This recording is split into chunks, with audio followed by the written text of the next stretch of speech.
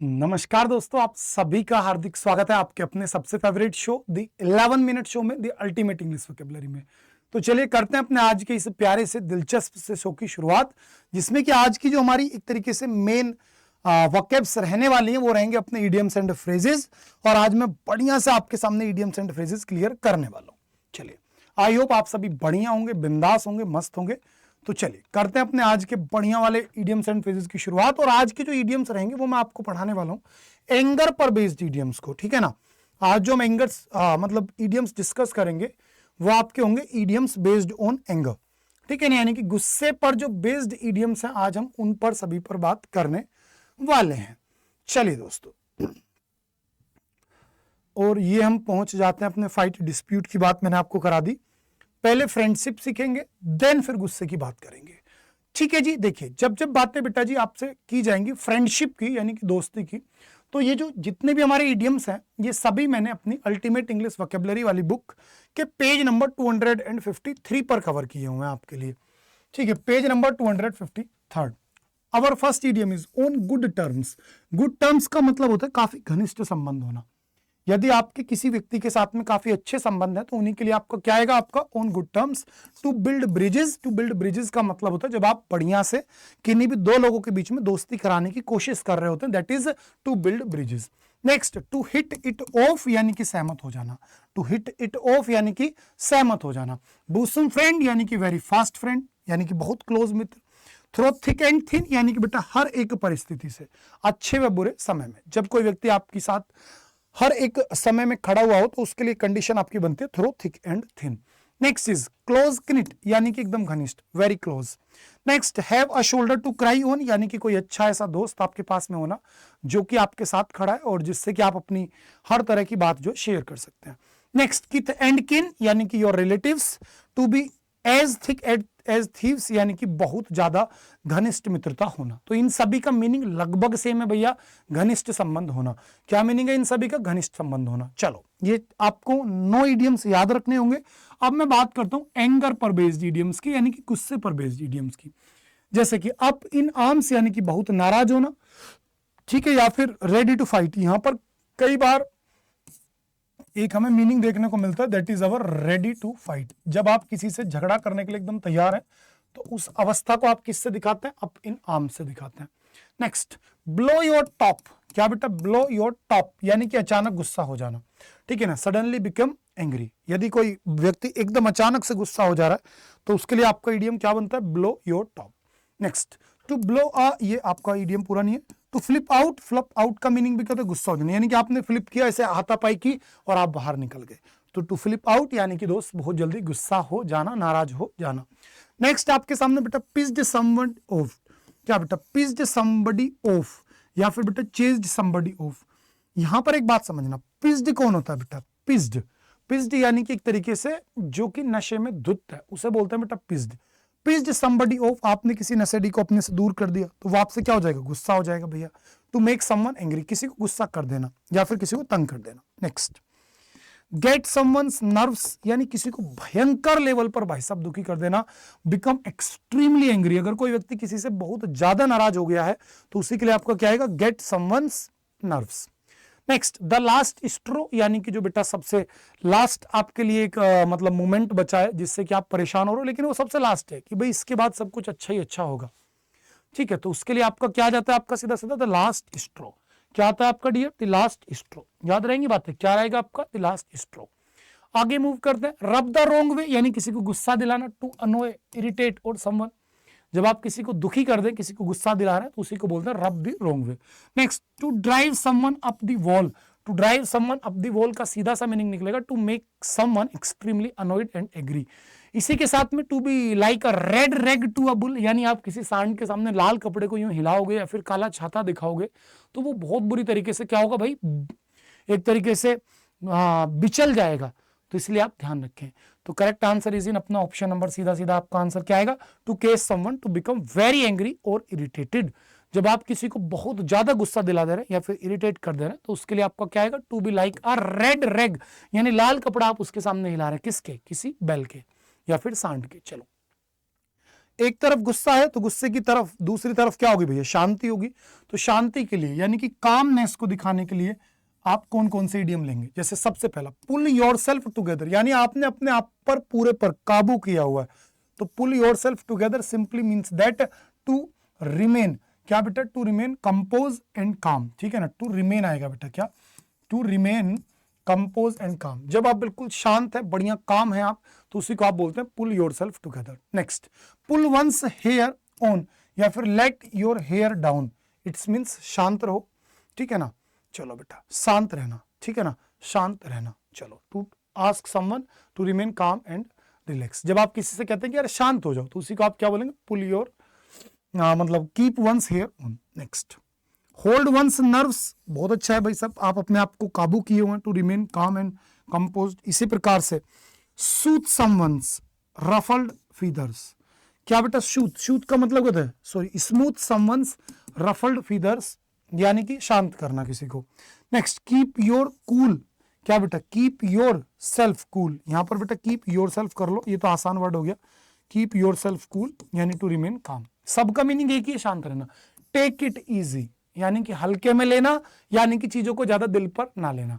Take it easy यानी मेरे दोस्तों चीजों को लाइटली लेना, थोड़ा सा अपने आप पर काबू करना, that is take it easy. Next, cool as cucumber, तो यानी कि एकदम बिल्कुल चिल, बिल्कुल शांत। होल्ड योर फायर यानी बेटा अपने आप पर काबू करना, अपने आने वाले एक तरीके से गुस्से पर काबू करना, that is hold your fire. इसी के साथ में still waters run deep, still water run deep, इसका एक बहुत गहरा मीनिंग होता है कि जो जितना विद्वान होगा वो उतना ही शांत रहेगा। ये बहुत प्यारा आइडिया है दोस्त, क्या मेरे भैया, कि जो जितना ज्यादा विद्वान होगा वो उतना ही ज्यादा शांत रहेगा, उसके स्वभाव के अंदर उतना ही ज्यादा ठहराव होगा, ठीक है ना। जैसे आपने देखा चुपचाप लोगों की गहरी बातें होती हैं, ठीक है, अगर आप बिल्कुल शांति से आराम से बातें कर रहे हैं यानी कि आप कोई सीरियस मुद्दे पर बात कर रहे हैं। तो स्टिल वाटर रन्स डीप, बात समझ में आ गई, चलो कोई दिक्कत नहीं है। अब यहीं से थोड़ा सा अब जोश की बात कर लेते हैं भाई, गुस्सा अलग चीज हो गया, शांत रहने की बात हो गई, अब बात होगी बेटा एंथुजियाज्म की। एंथुजियाज्म यानी जोश, जुनून, और ये सभी इडियम्स हैं आपके पेज नंबर 255 पर। बुक के अंदर हर एक इडियम की हिंदी है, यहाँ पर भाई हिंदी मैं ट्रांसलेट करके टाइप करता हूँ, लेकिन वो पूरी एग्जैक्ट नहीं हो पाती, इस वजह से मैं अधिकतर इडियम्स की हिंदी ला ही नहीं पाता, लेकिन बुक के अंदर मैंने हर एक इडियम को हिंदी में अच्छे से कवर किया हुआ है। जैसे कि सबसे पहला इडियम आपके सामने रहेगा लाइव वायर। लाइव वायर का सीधा सा मीनिंग होता है एक उत्साही व्यक्ति, जीवंत व्यक्ति, जो व्यक्ति बहुत ज्यादा एनर्जेटिक है, बहुत ज्यादा एक तरीके से बढ़िया पूरे जोशो जुनून के साथ काम कर रहा है, उस व्यक्ति के लिए आपका इडियम बनता है लाइव वायर। क्या बनता है दोस्तों, लाइव वायर।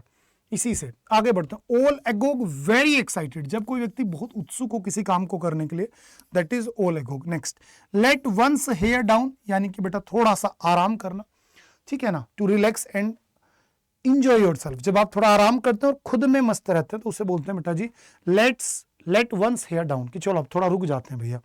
इसी प्रकार से all one's might and main यानी पूरी ताकत से जब आप काम कर रहे हैं, with all one's might and main यानी पूरी ताकत से काम करना। फुल ऑफ बीन यानी बेटा बहुत ज्यादा ऊर्जावान।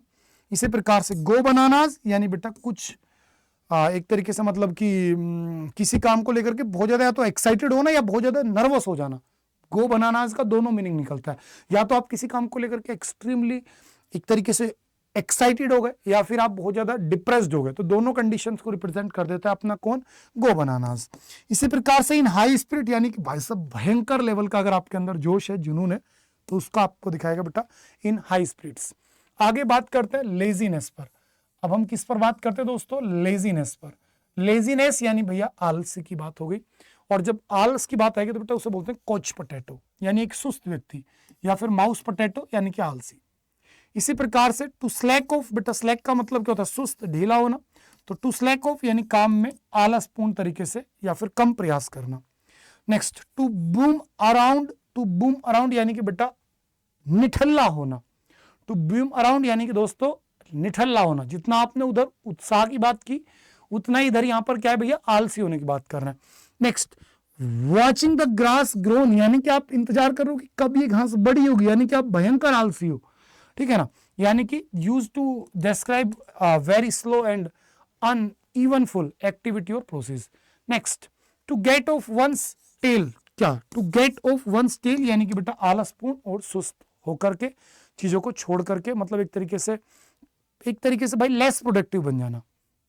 इसी प्रकार से कुछ इडियम्स जो कि मैन पर बेस्ड है, ये मैंने आपको कई बार पढ़ाए हैं, चलो जल्दी से रिवाइज करते हैं। मैन ऑफ फ्यू वर्ड्स, जो बेटा बहुत कम बोलता हो, और मैन ऑफ वर्ड्स यानी जो बेटा वचनबद्ध हो, जो अपनी बात का धनी हो, जिसने जो आपसे वादा कर दिया वो उसको निभाता हो, तो ऐसे व्यक्ति को बोलते हैं man of words. Man of letters, जो बहुत विद्वान हो, जो बहुत ज्यादा पढ़ा लिखा व्यक्ति हो, उसके लिए आपका आता है डियर मैन ऑफ लेटर्स। और मैन इन स्ट्रीट यानी बेटा एक साधारण व्यक्ति, कॉमन पर्सन, जो नॉर्मल सिटीजन्स होते हैं वो। और मैन ऑफ स्ट्रो यानी बेटा कमजोर व्यक्ति, जो अभावग्रस्त व्यक्ति है, ठीक है ना, उसको आप क्या बोलते हैं बेटा, मैन ऑफ, एक तरीके से क्या बोलेंगे बेटा, मैन ऑफ स्ट्रो। चलो, और इसी प्रकार से मैन ऑफ सब्सटेंस यानी कि एक बड़ी मछली, एक बहुत धनी व्यक्ति, एक बेटा एक तरीके से वेरी इन्फ्लुएंशियल पर्सन, ठीक है ना। अब बिग फिश, इसी को आप बेटा क्या बोलते हैं, इसी को आप बोलते हैं बिग फिश, ठीक है, ध्यान रखना, कोई दिक्कत नहीं है।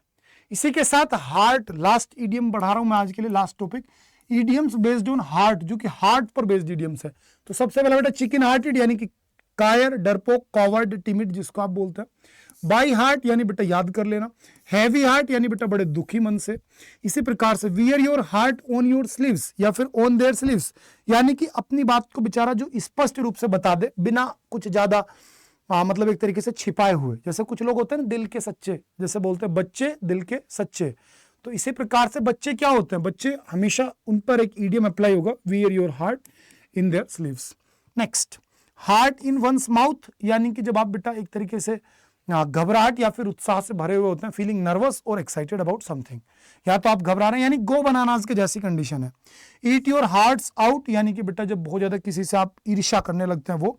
और टू लूज हार्ट या बेटा सिंकिंग हार्ट या फिर बेटा सिक एट हार्ट, यानी कि उम्मीदें खो देना। ठीक है जी, ऑनेस्टी की बात कर लेते हैं, चलो। गुड सैमरिटन, एक अच्छा व्यक्ति, नेक इंसान। और सेफ पेयर ऑफ हैंड्स, यानी बेटा एक भरोसेमंद व्यक्ति। चलिए, उम्मीद करता हूं आपको आज ये सभी इडियम्स जो बेटा समझ में आए हैं। इन इडियम्स का बेटा रिवीजन जरूर कर लीजिएगा, और रिवीजन कहां से करोगे वो आप सभी को मालूम है, ठीक है ना। रिवीजन करने के लिए बेटा आपके लिए जो है यहां पर एक प्यारी सी मैंने अपनी बुक आपके लिए तैयार की हुई है, अल्टीमेट इंग्लिश वोकैबुलरी। आप डियर इससे रिवीजन करेंगे, यही जो बुक है इसी से मैं आपको सारी चीजें पढ़ा रहा हूं, ठीक है ना। ये बड़ी छोटी सी पॉकेट साइज बुक है, लेकिन हालांकि 404 पेजों की बुक है, और सभी एग्जाम ओरिएंटेड वर्कअप्स मैंने इसके अंदर कवर की हुई है। पूरी एंटोनिम सिनोनिम आपको ट्री मेथड से मिलते हैं, रूट वर्ड टेक्निक से मिलते हैं, डे वाइज और बेटा टॉपिक वाइज मिलते हैं। अगर आप ईमानदारी से 45 दिन डेली 45 मिनट 45 डेज 45 मिनट्स अपनी बुक के साथ गुजार गए, तो मेरा वादा रहा, कोई माई कलाल आपको प्री हो या मेंस हो, इंग्लिश के अंदर वोकैबुलरी में डिफीट नहीं कर सकता, ठीक है। क्योंकि टोटल एग्जाम ओरिएंटेड वोकैबुलरी मैंने इसके अंदर कवर की हुई है। अड्डा स्टोर से ऑर्डर करना है तो कूपन कोड Y795S, और बेटा फ्लिपकार्ट से करनी है तो शानू सर इंग्लिश। और कल रात 8 बजे बेटा मेरी वोकैबुलरी की एक बड़ी दमदार मैराथन क्लास है आपके लिए, पूरी वोकैब्स को रिवाइज करा दूंगा, सारी वोकैब्स आपके लिए कवर कर दूंगा, तो मिलिएगा जरूर मुझे कल रात 8 बजे यूट्यूब पर, ठीक है दोस्तों। Bye bye, take care, love you all, मिलता हूं आपसे कल रात 8 बजे, ठीक है दोस्तों, बाय।